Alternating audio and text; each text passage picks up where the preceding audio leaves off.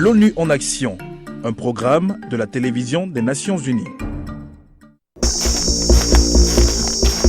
Ils sont venus sous le couvert de l'obscurité durant une nuit chaude du printemps de 2008 comme une force meurtrière avançant dans le silence absolu.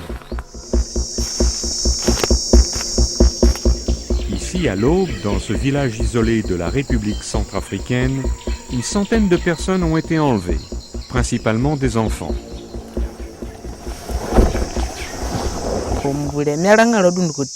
Je me suis réveillé soudainement quand j'ai entendu le son de gens que l'on battait. Je me suis réveillé et suis tombé directement dans les mains des Tongo Tongo. Tongo Tongo est le nom local de l'ARS, l'armée de résistance du Seigneur. Un groupe rebelle ougandais connu pour ses enfants soldats et ses esclaves sexuels. Ils sont venus ici pour réapprovisionner leurs troupes et ont enlevé Octavio qui avait 22 ans. Il s'est échappé miraculeusement un mois plus tard. Ils avaient décidé de faire de nous des soldats.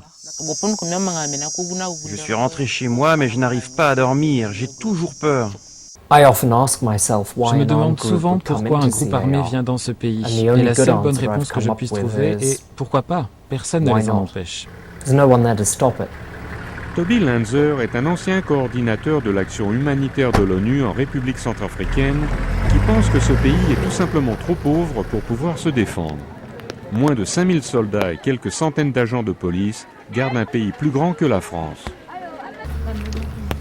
Il a donc envoyé ce groupe de l'ONU avec mission d'apporter l'aide humanitaire et de rassembler des preuves sur ce que les victimes ont subi.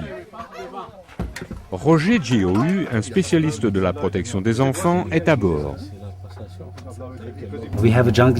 Nous avons une trousse de survie en jungle dans le nez de l'avion au cas où nous devrions faire un atterrissage d'urgence et attendre qu'une équipe de secours vienne nous aider. Pendant ce temps, à 1000 km de là, une foule attend impatiemment au bord d'une piste d'atterrissage d'herbe dans le village d'Octavio. L'avion approche.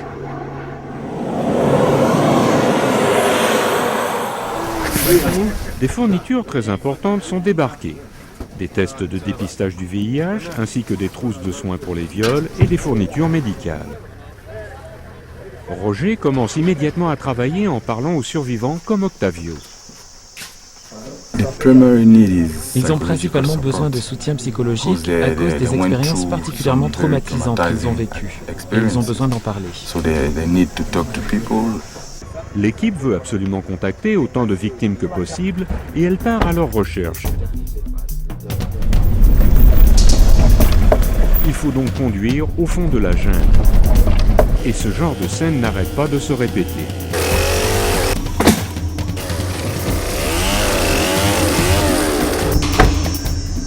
Ils s'arrêtent en route pour trouver des informations, écouter des récits et faire la liste de ceux qui ont disparu.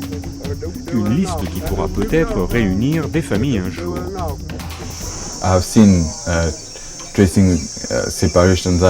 J'ai suivi des pistes pendant 10 ans, mais nous sommes arrivés à réunir des familles. Il faut toujours garder espoir. Toujours. Un espoir auquel s'accroche Annie Botti, qui a 4 ans. Sa sœur est sur la liste. Cette nuit-là, il dormait côte à côte. L'un des Tongo Tongo l'a battu soudainement. Il est parti en courant. Ils l'ont battu avec des fusils, ici même.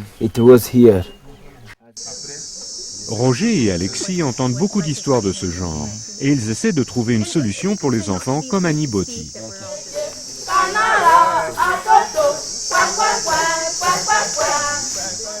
Mais il leur faut encore apporter plus d'aide, notamment des médicaments d'urgence. D'autant plus que les soldats de l'ARS ont saccagé l'une des rares cliniques de la région. L'équipe apporte son aide ici.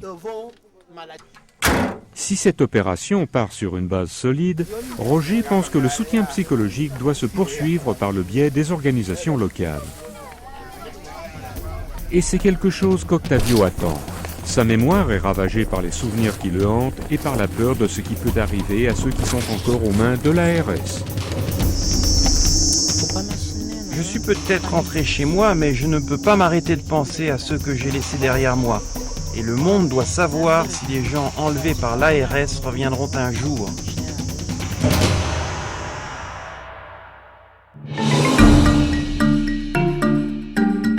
Ce reportage a été préparé par Andy Guiteau pour les Nations Unies.